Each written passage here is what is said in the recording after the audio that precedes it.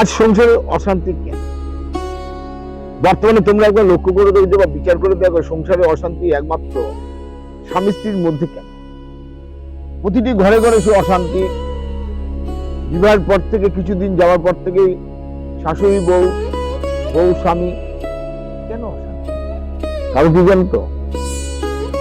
Expectation, চাহিদা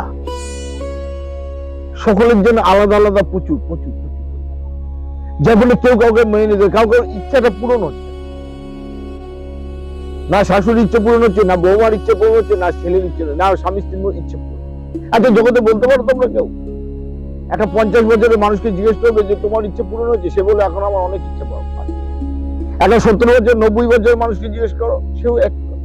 100 বছরের মানুষকে জিজ্ঞেস করো, সেও কিন্তু একই কথা বলে। 200 বছরের মানুষকে জিজ্ঞেস করো যে থাকে, সেও কিন্তু একই কথা। তার কোনোদিন কারোর ইচ্ছা পূরণ হয় না। তাই কেন এত তোমাদের ইচ্ছার পিছনে, প্রত্যাশার পিছনে তোমরা ছুটে নিজেদের সম্পর্কের মধ্যে এত অশান্তি, বিচ্ছেদ কেন আনছো?